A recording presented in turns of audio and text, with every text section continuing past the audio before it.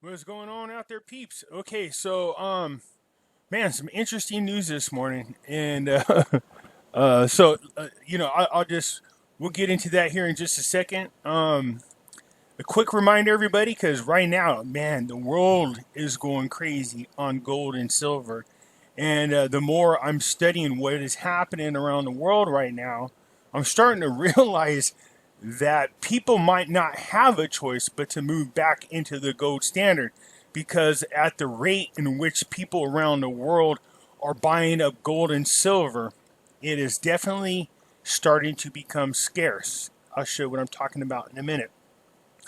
We have Pimpy's Investment Chat. It is the same name as the YouTube channel. As you guys already know, we talk about the dinar, the dong, gold and silver, obviously, cryptocurrencies as well.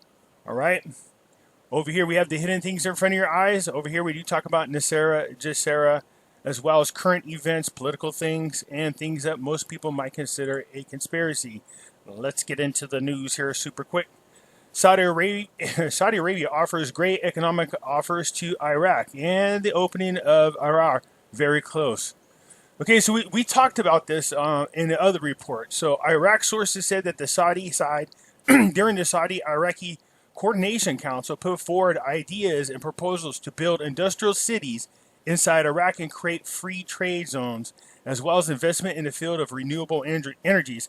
So I like this idea of them building these, these places where people can go between the two countries and do a lot of free trade. This is going to be beneficial to both countries, in my opinion. So the ambassador of Iraq to Saudi Arabia,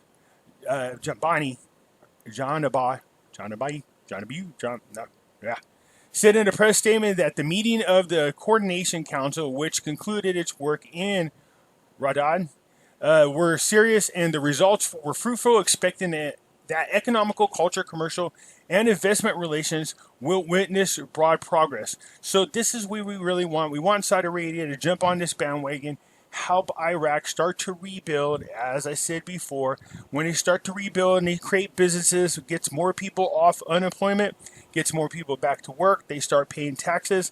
This helps rebuild the economy of Iraq. All right, and it strengthens the Iraqi dinar. This is what we want to see happen. Okay, so what's going to happen in here? They're going to start building this free trade city, basically, right near the border. What else are they? They're right over here. So a meeting would include the Prince bin Salman, and Ministry of Energy, and the President of Armco, Aqua Power, Z companies, with the finance, planning, and oil of electricity ministries, during which important projects were discussed in Iraq in agreement on a timetable to start them. I'm curious to see when these are going to start. The sooner the better is what I'm hoping for. So anyways, he added that convincing proposal have been put forward to the Iraqi side, including building industrial cities inside Iraq and building an economic zone, free zone, in the Era port that merchants from both countries can freely exchange goods, buy and sell, and establish warehouses. And these projects will be funded by businessmen. So I like this idea. I think you're going to see a lot more than not just in this country, but in a lot of areas. Trump did say we need a level playing field as far as the currencies are concerned. I think we are heading in that direction. He also said we need free trade. It should be that way. And I can't help but think how much this would all disappear very quickly, and we would head down a really bad path if Trump is not reelected. The international coalition hand over new sites and camps to Iraq. Again, this looks good as far as, working towards establishing, reinstating their sovereignty, because the more they take control of their own country, the less we need to be there. It looks more and more like they can stand on their own. So the joint operations in the international coalition will hand over the security forces to a new location. There are timetables prepared between the two governments and coalition forces for the handover of the camps. So there have been multiple sites, including airports, turned over to Iraqi to take back over.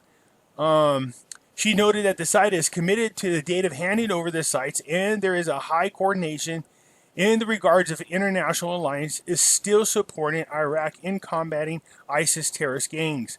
So I'm sure the reason why ISIS is lingering around in hopes that the Democrats get back in power so they can get back in business. They know they were funded by the last administration. They were armed, trained, and funded by the Obama administration.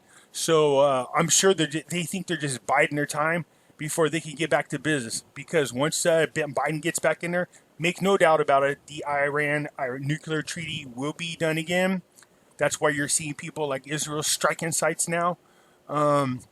Money will magically show up in their hands, and they will refund all the armed gangs. You could see we'd be going to hell in a handbasket here really quick.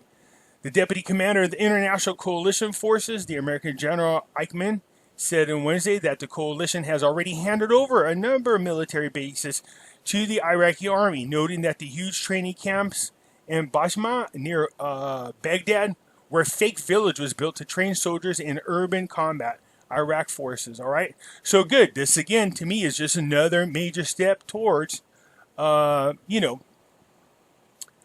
getting their sovereignty reinstated. So as you guys know, Al-Qademi went over to talk to the Khamenei over there in Iran, and the guy made all kinds of threats towards America. So this is our response. The U.S. Department's spokesperson, Morgan Ortagus, responded Thursday to the threats of Iranian Supreme Leader Ali Khamenei to respond to the killing of the Quad Force commander Soleimani as an attempt to divert attention from their economical crisis in the country. It's not just that. Over in Iran, they're having this kind of pressure should have been done probably about a year ago.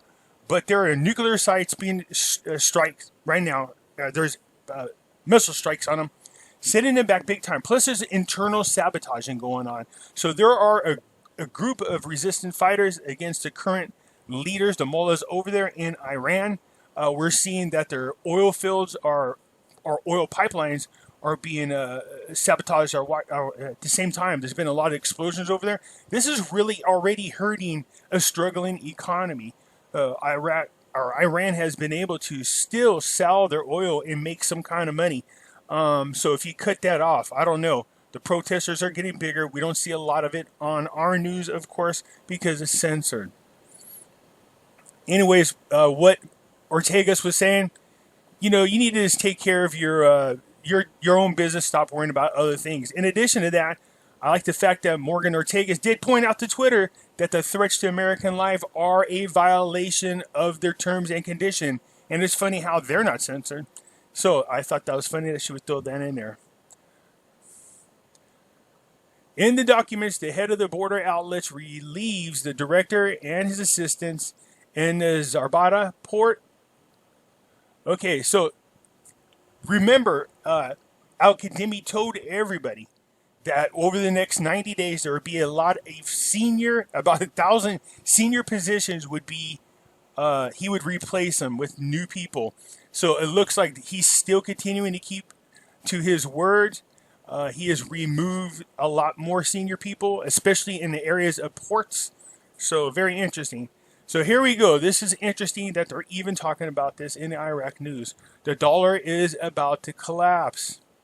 Economist Peter Schiff expected the gold will resume its role in the global monetary system, the return of the countries of the world to the gold standard. And this is not strange in light of the economical crisis the world is witnessing. I remember on the other YouTube channel that I started on, a particular person, I won't name by name, wanted to bet me $20 million that we would not go back to the gold standard. And I said, nope, keep your money because we're going back to the gold standard. As you can see, ever since then, there have been major steps pointing in that direction, including a world ton of hints from Obama himself. So Peter Schiff expects the price of precious metals to rise in the near future and said that as the world deals with the crisis of the Rona, gold and silver prices are rising. There are major movements in gold and silver coming. They're already happening. I don't know what he's talking about. Veteran speculators believe that the price of an ounce of silver can reach $50, but the rise will be for a short time, describing silver as the new Bitcoin. No. That's like when people said Bitcoin was the new gold. No. He added that the gold is a strong competitor to the dollar when it comes to reserves, warning that American currency is about to collapse. And when it happens, the dollar will replace gold again. When it what? I think they got that backwards. The American currency is about to collapse, and when it happens, the gold will replace the dollar again. Of course, the economists advised everyone to stay away from the dollar before it is too late. The yellow metal will resume its role in the global monetary system as the world will return to the gold standard, whether the U.S. Federal Reserve wants it or not. So there were some resistant levels that we were looking for, both in gold and silver. $21 for silver, and we figured it would shoot up pretty quickly once that happened to $30, and it did. It got up to 23 anyways, and it's been lingering around the $23 mark. Gold is near its all-time record. It's at $1,900. It broke that specific resistance of about $1,900. I'm expecting if it hits $1,920 that it's going to start shooting up. They keep most of us who know about gold and silver keep expecting some kind of hammer to fall by the bankers in a massive manipulation to try to drop the value of gold and silver to shake speculators. You know what I mean? Get them to panic and sell. So our guess is that the silver would be knocked down into the teens. But having said that, I wouldn't count on it. I think the demand worldwide is too strong and that they can't manipulate it. I might be wrong, but I've been waiting for that to happen over the past 4 weeks, and still nothing's happened. And we haven't even got to any major announcement that Trump's getting ready to move. So as usual, I'll continue to keep an eye on both gold and silver. That's when I do my stock watch reports, and I also do separate gold and silver reports from time to time. So, you know, keep an eye on this. If you're not already investing in it, you should be. Even if this does drop down to $16, $17, and won't stay there very long.